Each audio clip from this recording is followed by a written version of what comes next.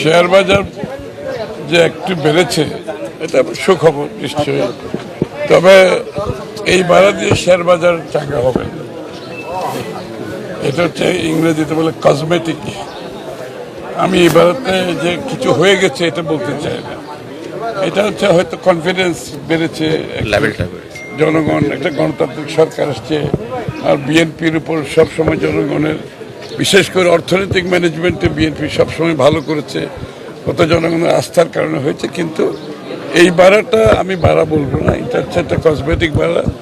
Share বাজারের পূর্ণাঙ্গ একটা পরিবর্তন আনতে হবে। শেয়ার বাজারকে নিয়ে সিকিউরিটি অ্যান্ড এক্সচেঞ্জ কমিশন নিয়ে অনেকগুলি আমাদেরকে আইন কানুন পরিবর্তন করে শেয়ার বাজারের পরিবেশ সৃষ্টি করতে হবে, যাতে ভালো শেয়ার বাজারে আসে, ভালো কোম্পানিগুলো আসে এবং জনগণ সেখানে বিনিয়োগ করার একটা সুযোগ পাবে। সেটা হচ্ছে অত্যন্ত গুরুত্বপূর্ণ। দেশি ফান্ড বিদেশি ফান্ড সবাইকে আকৃষ্ট করতে হবে এবং শেয়ার বাজারের উপর সবচেয়ে বড় কথা আস্থা সৃষ্টি করতে হবে। যে বিশ্বাস আস্থা জনগণ হারিয়েছে, আস্থা সৃষ্টি করতে হবে এবং এটা পরিচালিত হতে হবে একেবারে স্বচ্ছতার সাথে। এখানে কোনো স্বচ্ছতার ব্যাপারে কোনো ধরনের কম্প্রোমাইজ নেই। সব কিছু মিলিয়ে আমরা আশা করছি আগামী দিনে বাংলাদেশের শেয়ার বাজার অর্থাৎ capital market as a whole একটা বড় ধরনের পরিবর্তনের আমাদের পরিকল্পনা আছে। সেটা বাস্তবায়ন হলে শেয়ার বাজারে বড় ধরনের একটা বিপ্লব ঘটবে আমরা আশা করি।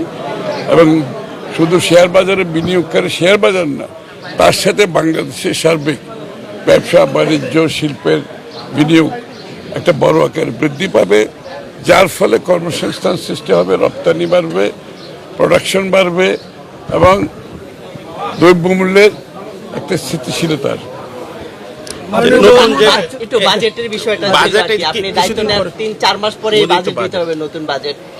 আপনাদের কোনো আমরা নতুন কিছু পাবো?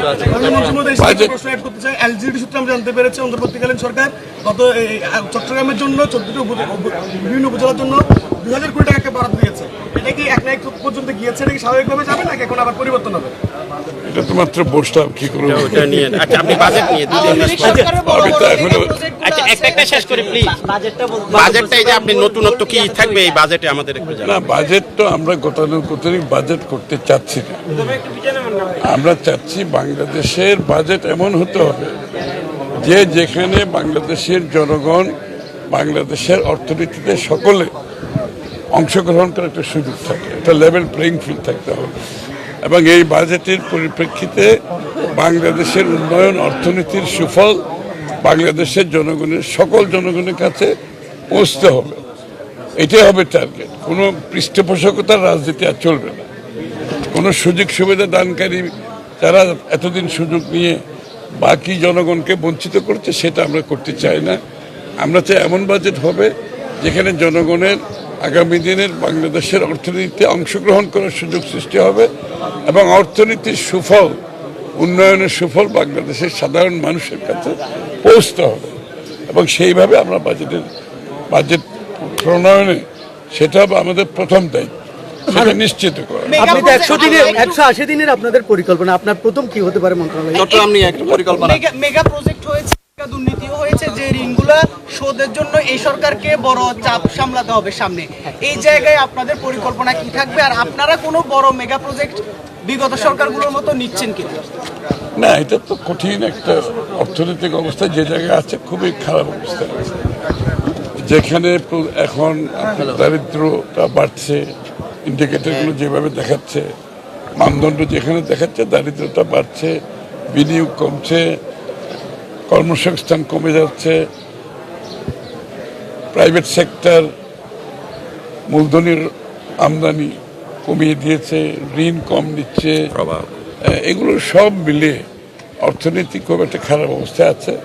এবং এখান থেকে উত্তরণের জন্য যে বিষয়গুলো সেগুলো আমাদের প্রোগ্রামে আমরা আগে দিয়েছি, এগুলো আবার আমি নতুন করে বলতে চাই না। আশা করি একটি বড় ধরনের আমাদের আমরা লিবারালাইজেশনের মাধ্যমে অর্থনীতিকে মুক্ত করতে চাই, অর্থনীতিকে জনগণের দ্বার প্রান্তে পৌঁছাতে চাই। এই যে ওভার রেগুলেটেড করে কিছু লোক পৃষ্ঠপোষকতার মাধ্যমে সুযোগ নিয়েছে, সেটা থেকে বেরিয়ে আসতে হবে। সেটা হবে মূল উদ্দেশ্য। ঋণের চাপটা কিভাবে ঋণের চাপ তো অনেক বড় এবং সবচেয়ে বড় হচ্ছে ঋণ নিয়েছে ভালো প্রজেক্টে বিনিয়োগ না করে লুটপাটের প্রজেক্ট করেছে এবং এই টাকাগুলো বাইরে চলে গেছে। সুতরাং যে জিনিসটা নাই সেটার দায় এখন পরিশোধ করতে হবে এই সরকারকে। যে জিনিসটা উপস্থিত নাই, যে জিনিসটা ধ্বংস করে ফেলেছে, তার দায় বহন করতে হবে বর্তমান সরকার। এটা কঠিন একটা ব্যাপার। পাচার করা অর্থ ফেরত আনার ব্যাংকিং ব্যাপারে পাচার করার ব্যাপারে পাচার করা ফেরত আনার ব্যাপারে তো অবশ্যই সরকার তো G2G গভর্নমেন্ট টু গভর্নমেন্ট এবং এগুলো কিছু প্রফেশনাল কোম্পানি আছে যাদেরকে আমরা কথা বলেছি ইতিমধ্যে, সবাই একসাথে কাজ করে আমরা চেষ্টা করবো যত বেশি